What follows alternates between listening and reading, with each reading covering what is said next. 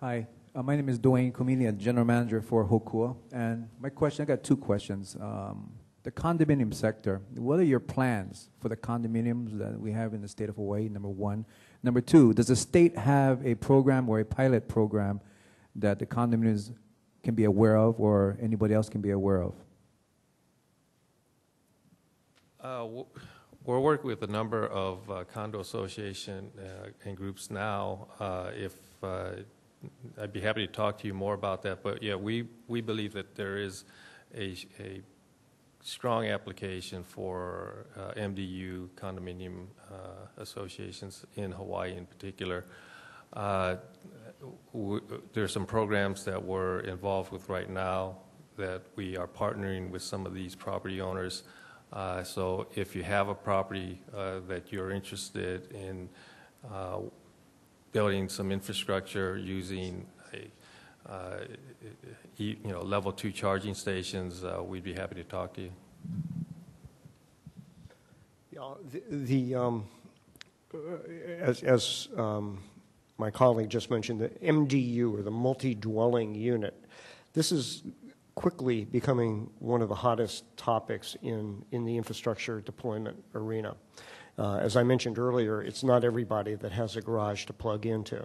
In cities like Honolulu here, where you've got a tremendous vertical population and you've got garages underneath or inside the building, you've got to have an easy way to deploy level 2 charging stations. For that reason, and you may see one of our charging stations on the table over here, this has recently been released by Coulomb. This is our in-home unit. This is called our CT500. This, too, is a completely networked charging station. Why would somebody want networking in their home and spend a little bit more money for that?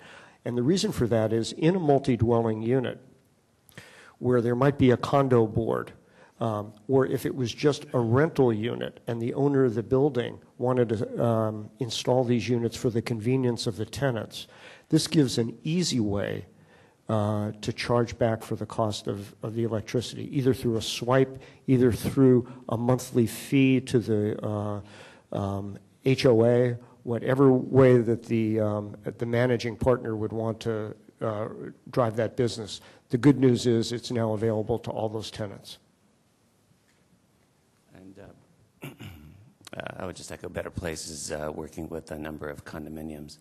And all of our infrastructure is networked, so and intelligently managed, so we're able to understand and provide information to the homeowners association, condominium association, of who's been charging and how much electricity they've used, so that can be charged back, or however the condominium association wants to handle that. Are you aware of any state projects, pilot projects? Other than, not that, I'm not aware of anything that's directed specifically to condominium associations. I think that maybe Margaret or Ken could. We've actually got some units that are going into a condominium project in Toronto in the next 30 days or so. We also have a few that are going to go into the Big Island in the next 45 days or so as well. So, yeah, we're just starting to see some of that happening. So my understanding is there's not currently a state-sponsored project specifically on condominiums at this point. With that, we're going to have to wrap it up. I'd ask you to give a hand to our panel here. Frank, AeroVironment, Brian from Better Place, and Scott from Coulomb Technologies. So what we're going to do is we're going to take a 10-minute break, and I'll leave you, before the break here, I'll just leave you with a couple of food for thought during the break. You know, one of the things the state believes is our competition really is between a traditional petroleum-based fuel economy for transportation and an economy based that allows us and enables the use of renewables in the transportation fuel in the transportation world. And really, that's what the competition we're looking for.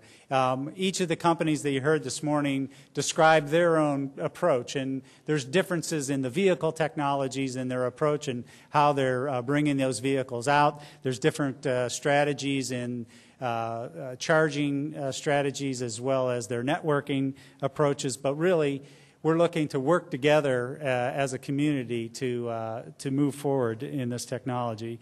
And then my own member of the Geek Squad ran a couple of numbers for me that I'll leave for you to think about over the break. And just think about this. So at 5 miles per kilowatt hour, if we take a look at 27 cents per kilowatt hour and the average of driving distance for a year of 10,000 miles. That comes out to about $500 to $540 in fuel costs, electricity costs to run your vehicle. Compare that to a 22 mile per gallon gasoline vehicle at $3.23 a gallon. Again, 10,000 miles, and that's going to run you about $1,500 for your fuel for the year. So just kind of leave you with those thoughts for annual operating costs, as well as this one. At 24, at a battery pack of 24 kilowatt hours, so just the initial modest implementation of 300 vehicles, that represents 7 megawatt hours of energy storage added to the grid. Now, while we don't have immediate access to the grid of that, but it's still interesting to think of that number. A really modest initial penetration of electric vehicles really is a huge initial energy storage addition to our grid. So with that, we'll take a 10-minute break. Encourage everyone. We have a really interesting panel after the break that focuses on local preparations and local applications for electric vehicles.